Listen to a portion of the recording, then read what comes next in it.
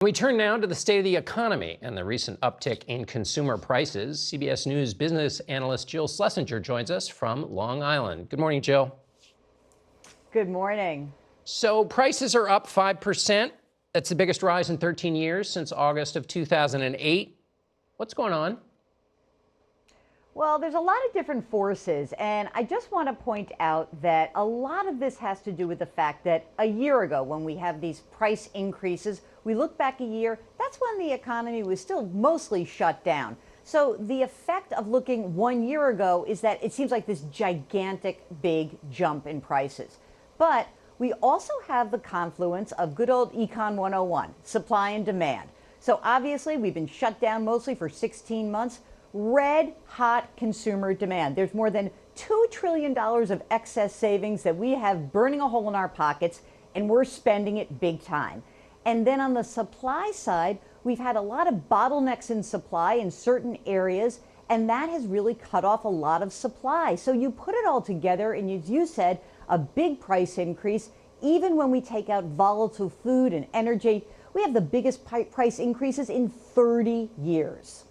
So help us understand what is the result of a once-in-a-lifetime pandemic and the strange coming out of that with an economy. What's going up? What's increasing? And what portion of what's increasing do you think is a result of, say, those bottlenecks you talked about, which have to do with the pandemic? And what portion of what's increasing is likely to maybe stay higher as the economy recovers?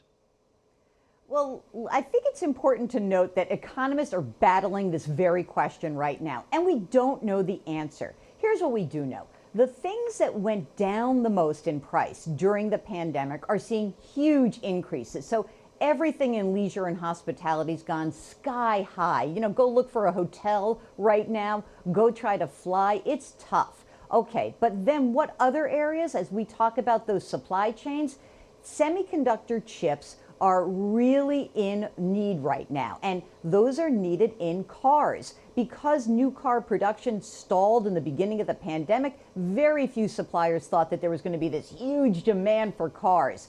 Well, no new cars? Let me go to the used car market. Wait a second, there are used cars that are up 40% in price from before the pandemic. This is a huge number. Those kinds of bottlenecks will not continue. But I think the area that economists are most worried about is everything else. And that means that we've got to watch wages, we've got to watch food prices, clothing and apparel was up very big. And it is unclear to anyone at this moment in time how much of that will stick and for how long. Jill, what about, wages are a part of this as well. We hear about labor shortages and you see companies in the fast food industry adding more, not only to the paycheck, but also benefits. How much are wages a part of this picture? And what do you think the durability of that is? Will that change or will they go back down again? I think this is a really interesting question because for so many years, it really felt like employers had the upper hand. And through the pandemic, because there was a lot of ability for people to stay home, we wanted them to stay home. People were really happy to collect the money and be safe, and that was smart.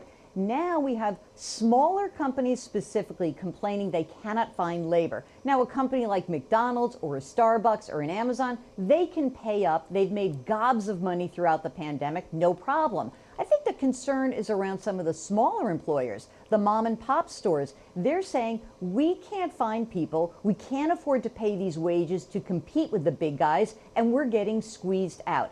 Now if you're a worker, you're feeling pretty good. But remember one thing. We have to really look at these prices because if prices are up by 5% and you only have a 3% increase, you're losing. In fact, the Labor Department said that if you look at the average wages right now from a year ago and you account for inflation, we actually are making 1.7% less than we did a year ago. And that's not a great condition for workers. With 30 seconds left, Jill, we can't talk about inflation without talking about the Federal Reserve. What's your sense of what the Federal Reserve will do in response to these signals of inflation? Well, remember, the Fed has basically two jobs. They want to foster enough economic growth to get people in the labor force, and they want to keep an eye on prices. For 10 years prior to the pandemic, they were worried that prices were not rising enough. Now they've got to focus on inflation. The Fed chair, Jerome Powell, has said that the Fed is willing to let inflation run hotter for a little bit longer to get the millions of people who are not yet back in the labor force back in. So I think that we are going to see higher prices at least for another 6 months. Next year, that's another question, John. Jill, thanks so much for breaking it all down for us. We'll be back in a moment.